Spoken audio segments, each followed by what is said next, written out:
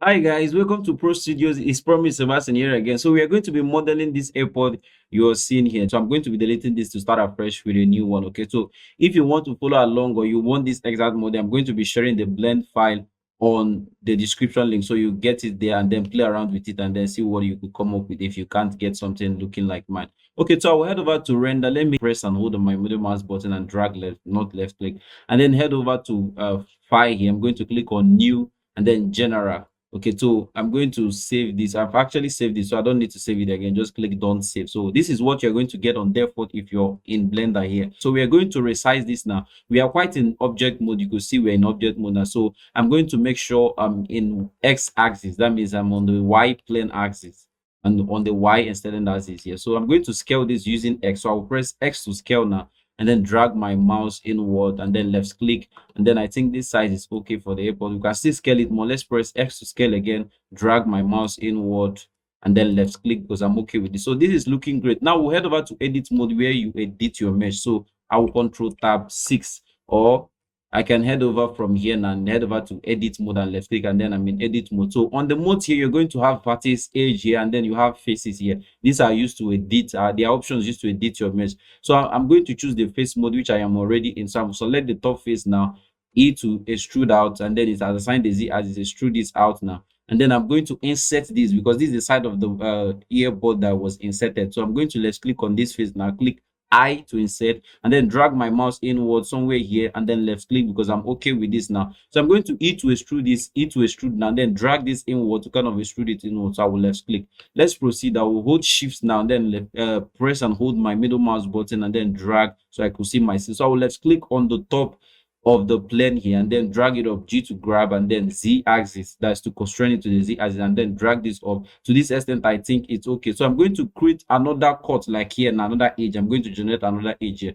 So how do I do that? I put Control R now. Control R gives you a loop cut. It's called a loop cut. So I've actually done a loop cut there. So if you left click first, it's now going to give you an option to drag it up or drag it up. So I need it to be somewhere here so I can bend this a little bit. So there is great. So we are now through with this. Hold shift and then press and hold on the middle mouse button and then let's click here. I'm in edge mode, so I will switch over to face mode, which is 3, and then left click on the face here now. Then it will extrude a little bit somewhere here, and then X to scale it out, and then left click E to extrude again to extrude something big here. Okay, so this is looking great. This is where the speaker side of the earbud. So we are going to grab it up to make it bigger the more. So Z to constrain to the Z axis. So something like this is great now. So we're going to bend it on the X axis. That means we're on the Y flat plane, and then this extended red line is the X axis. So with this now I'm great. So I will hold Alt. Alt means to select the extended edges as they are connected. So as this edge is connected, now I'm going to select all of them. So I'll hold Alt now and then left click on this edge in edge mode. Let me switch over to 2, which is edge mode. I'll just click 2 to select to move over to edge mode here, and then hold Alt and left click on that edge. Select all the edge now. So I'm going to G and then grab this to kind of bend it, and it's not bending perfectly well because of this other edge. So I will hold Alt again and then shift and then left click this other edge so I can select the two of the edge, and then G to grab now, and then X to kind of bend it a little. It's something like this now. So now we are going to add the subdivision surface modifier. Let me use the side view now. We're going to add the subdivision surface modifier. So I will head over to object mode now. This object, or I can click Control Tab 4, which is object mode. So we head over to object mode now. Head over to the modifier tab. The spanner icon is the modifier tab. So I'll left click on my add modifiers now. Add the subdivision surface modifier. So see what it does for me. It's kind of added extra faces to any face I have. So if you have two faces, you're going to have extra 2 faces in that 2 face. That's how it works. Extra 4 faces in that 4 face. Okay, so we are going to increase the level of subdivision for with this modifier. We added this subdivision modifier. We increase from 1 to 2 to 3 to 4, and then render also to 4. So it's going to be very smooth like this. So we can right click and then head over to shade auto smooth. So we left click on shade auto smooth. So you see now it's now looking smooth. So now we head over to edit mode now and start making the edit here. So it looks like an airport. So first we're going to select this back face now, and then we're going to X to scale this to make it bigger. This side is where we want to make big. So X to scale this side to make it bigger. And then here we're going to extrude out and make it smaller. So it to extrude on the Y axis here, and then X to scale to make it smaller. So somewhere here, and I'm great though. This is looking perfect. So I think we can actually call from here. I'll hold Alt and select that edge. I'll move over to edge mode and then hold Alt and select this edge, and then G to grab, and then X axis, move it inward a little, and then select on this edge again, Alt, then G to grab, move it inward a little. And so this is looking great now. Okay, now it's time to add the wireframe modifier. So we are going to select this face, move over to 3 to move over to face mode, select this face now. And then we are going to, as it's selected, we are going to go to the object data properties, which is here. It has some kind of a triangle icon. So I'll select on it now. So you could see vertex groups. These are vertices, guys. I have 4 vertices here. If I move over to vertex mode, you have 1, 2, 3, and 4 vertices. These are vertices. So these vertex groups takes vertices that you've selected and creates a group for them. So you could select them whenever you want, or select them whenever you don't, or unselect them when you don't want them. So we use plus now, and then I'm going to name it net. So I'll double click on this and name it net, then press enter now. So and click assign. So now I've clicked assign. If you deselect this now, it's going to deselect, and if you select it, it's going to select. So anytime I want to select this, I don't have to start box selecting. I just go over to the vertex group and select it, and this will be useful as we go further. You will understand what I mean by that. So now let me go over to edit mode now, and then head over to the modifier tab now. So we'll head over to the modifier tab, head over to add modifier. So we'll scroll down to wireframe modifier. So going down now, this is the wireframe modifier. I will add the wireframe modifier. So you could see now it's adding the wireframe modifier to the whole body. But then if I hold, you see these wireframe modifier options now. So if I go over to vertex group, you can see where it labeled vertex group for me. So I could select that vertex group and then head over. If I select on the drop down of the vertex group, click on that this drop down here, this opening here, and then click on net. That's click on the vertex group. Now the wireframe modifier is now applying on the vertex group we just created, which is the net. Only that vertex group, only that face. That's the 4 vertices. Now I'm going to unselect this, that's uncheck this replace boundary. So it's going to select here and then keep this my mesh also. If you check that replace, it's going to replace the whole mesh with just this wireframe. But then if you wanted to have your wireframe also and then still retain your keep the wireframe there, you're going to check that replace. Now we want to separate this because we want to use the replace on it. So how do we do that? We're over to edit mode now. With this face selected or with that vertex selected, just press P now and then click separate by selection. So let's click on this separate by selection, and it has actually separated this now. So you could use this whenever I want. So we're head over to object mode back now, and then you could see now if I left click on an empty scene and then left click on this, you could see now it's now separated. So we will now click on this other object, remove this wireframe modifier because we don't want it on this the main object. It's just on this one we want it. Now we can now make it to replace everything. Now it's going to replace the whole mesh with that wireframe, so you could see the opening of this. And so that is how to do that. So now we've done this, and then we have actually added our geometry. Now we'll now start. We've actually added the curtain we need there, but then this is too up, so I can bring it down. Head over to edge mode. Let me use the Y flat view. Let's click on the gizmo here. This is called gizmo. Okay, so I will left click on this edge now, hold Alt and then left click to select all the whole connected edges, and then G to grab. I clicked edge instead of G, and then G to grab Z axis and then drag it somewhere here. Then so here is great. So I'm good with this. So we'll head over to the shading workspace. So we'll start shading and texturing this. Now we'll head over to edit mode, object mode now, and then move over to the shading workspace. Here is my shading workspace. Here is where you create materials. Okay, so you could see the material this is having, the default material is having is white. So now this one that has white, I'm okay with it. What I can just do on this one is to increase the spectacular because I want it to be shiny. So I'll drag the spectacular to some amount of 7 point something, and then reduce the roughness because we don't want it to be rough, we want it to be reflective. So the roughness of just 2.45 is great, and then spectacular of 0.755. This one is 0.245. So this is great. Now we want to add a metallic color to the bottom here. That's here. Now we want to add a metallic color there. So how do we do that? We head over to edit mode now, and then to head over to first mode, and then hold Alt and select these faces that are connected. See, I've actually selected the faces, and then I'll select the down one as well. So I'll hold Shift and then Alt and select the down one as well. So it's not connecting as I want it. Let's hold Alt first, select this one that's connecting, then hold Shift and select this one, and then with the Shift select this one as well, and then Shift select this one as well. So we've actually selected the 4 faces we needed.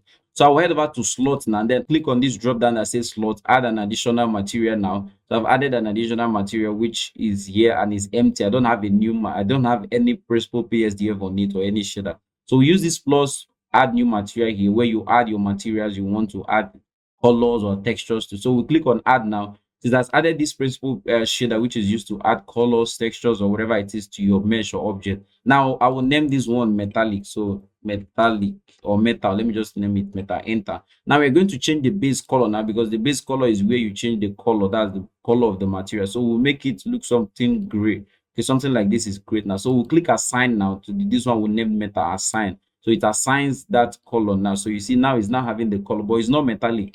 Hold shift, drag this up, and then increase the metallic, so it's very metallic somewhere here, and then reduce the roughness also, because it's not, it shouldn't be rough, and then increase the spectacular as well. So metallic very much well, somewhere around 0.695, and then 0.814, and then the roughness 1 point something. So this is great now. So the same material effect is what we are going to use for the net as well. So now we are going to select on the net now. Let's head over to object mode, select the net, and then use the same material for it.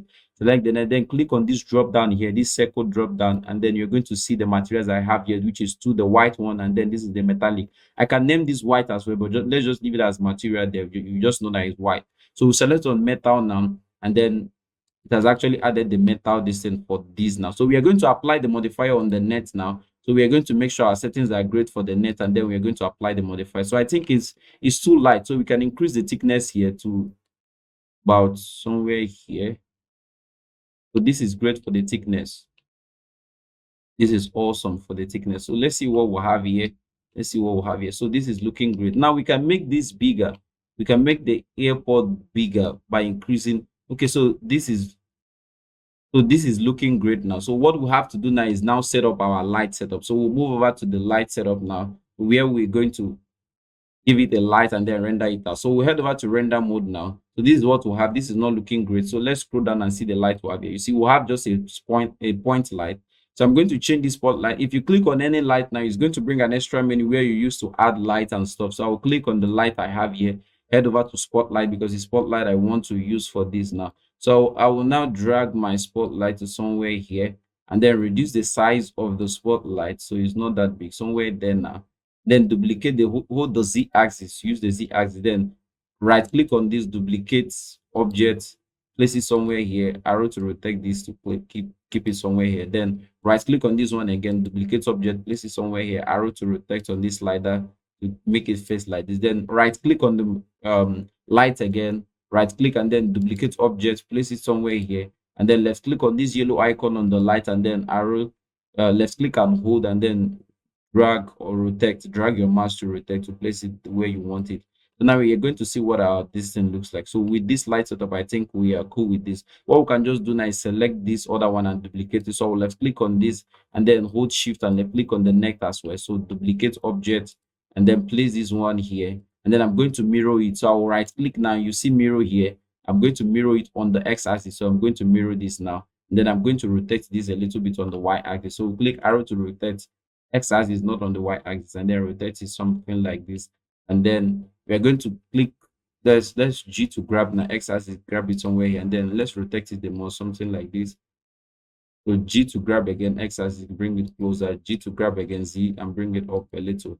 Okay, so this is looking great now. So now we are going to set our camera setup now. So I'll click on the camera setup now, and then you can see I'm having a square camera setup, and what I like is not okay. So I'll click N to bring out this drop down, this menu box here for selecting. So head over to view, where you see your camera settings and where you can change some stuff. So we'll lock the camera settings. So once you lock, where the option has lock or view lock, once you lock it now, you can move over your camera and do some setups. Okay, so we're going to zoom in now, and then I'm going to change these settings. This is landscape, I want it to be square. So what I can just do now, head over to this output settings here. You see output properties, let's click on it now, change my resolution. This is 1920 and this is 1080. So I'll change this one to 1920 also, 1920, and then press enter now. So I now have a square view. So I can now zoom in and then zoom in, and then I think something like this is great. It's just that my light is not reaching here. So what I can do is I can unlock this camera view. So now I can now move now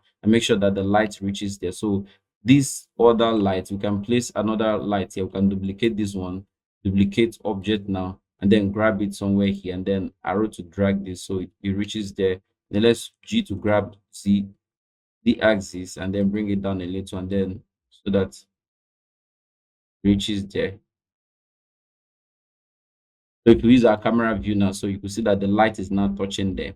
Okay, so this is looking great now. So what more we can do? We can darken the background the more. So I'm going to click the camera view now, so I see what it's looking like. So I'll drag this shader editor up now, and then let's click on this object here, change from object to word now, and then head over to the word. I'm going to slide out so I can see the node for the word background color. So you see the color here, you see the strength. So we are going to reduce this strength very well to somewhere around there, so you could see the mesh very well. I think 0.2 is great. We can make it 0.3 if you feel like.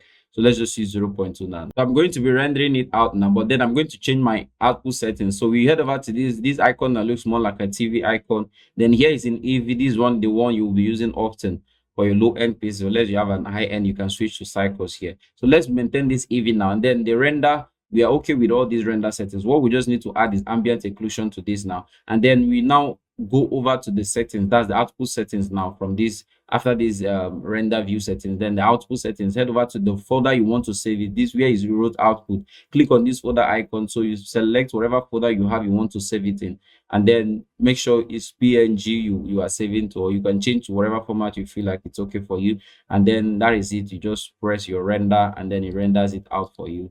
So look at it, it has actually done the render for me. Okay, so thanks for watching this tutorial. Don't forget to subscribe. If you enjoyed watching this tutorial, don't forget to hit the subscribe button and the bell notification button, as I'll be dropping awesome tutorials like this often and often and often. Okay, so I also have a course on 3D modeling. You could try checking it out. Okay, it involves everything you need to know about character creation, modeling, sculpting. Every single thing you need to know about Blender is compiled there for you, so you could check the course out. Thanks for watching. See you on the next tutorial.